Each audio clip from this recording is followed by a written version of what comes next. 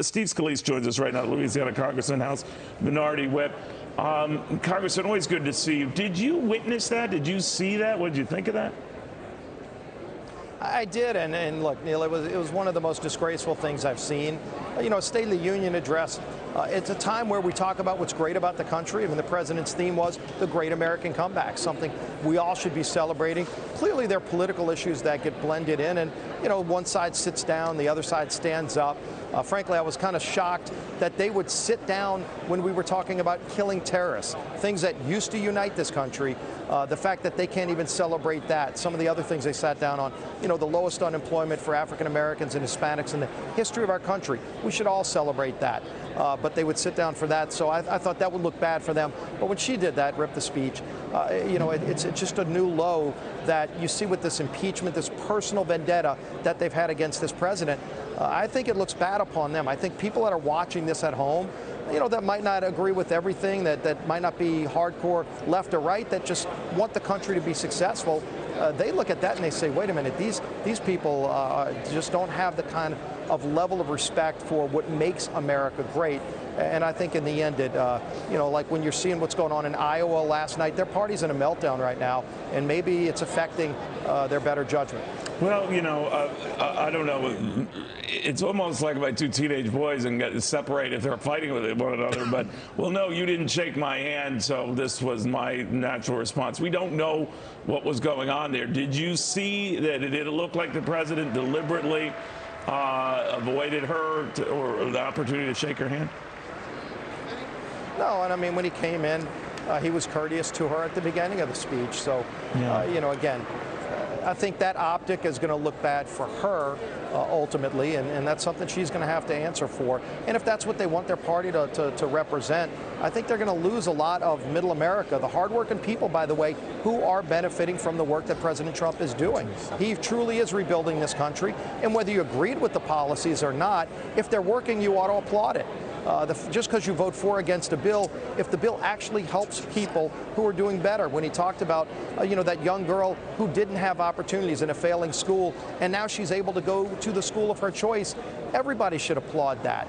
And so, again, I mean, that people are watching this at home, and I think it not only looks childish, it looks disrespectful, and it's a low for the institution to represent yourself as Speaker of the House that way.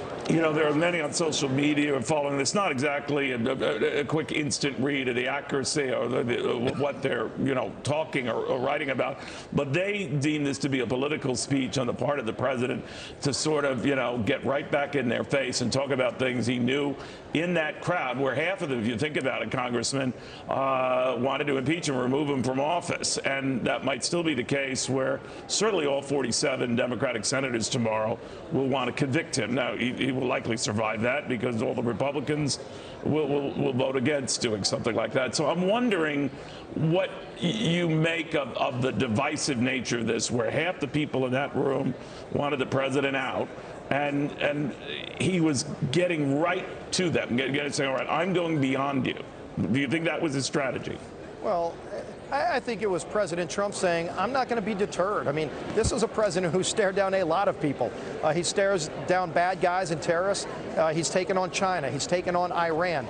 He stood up for what's great about this country. And again, the theme was the great American comeback because it's working. Again, disagree or agree with policies. You can stand and sit during certain things if you don't agree with a proposal he's laying out. Yeah, but when he talks about a result where American families are doing better. I respect the heck out of you. When you got shot and barely survived that, and it was heroic on your part, what you went through. That united Democrats and Republicans like nothing I've ever seen, maybe going back to 9/11. That's a testament to the respect both parties have for you and the camaraderie they feel for you. But man, oh man, I think in this environment, I'm not blaming the president, I'm not blaming Nancy Pelosi, but I do not think that goodwill exists today. Am I missing something? It's at a low point, I mean, clearly, and what you talked about, I mean, it was special. When I came back, you saw that there are times when people can come together, and we're going to get back to that point. But I think they are so fixated on almost a hatred for the president that it's clouded a lot of other judgment that they should otherwise have. You know, and we're going to get through this election. I think the president's going to get reelected because of the story he had to tell tonight. But they're going to have to figure out how to come together. And when he says, I want to work with Congress to lower drug prices, they ought to be willing to work with him because he wants to do that. On criminal justice reform, that was a very bipartisan bill that was signed by the president that he worked with Democrats on. They ought to get back to that approach of working with him and not just looking at him as a guy they want to beat in an election. Standing up for that one. But Congressman, thank you very, very much. Good seeing you again.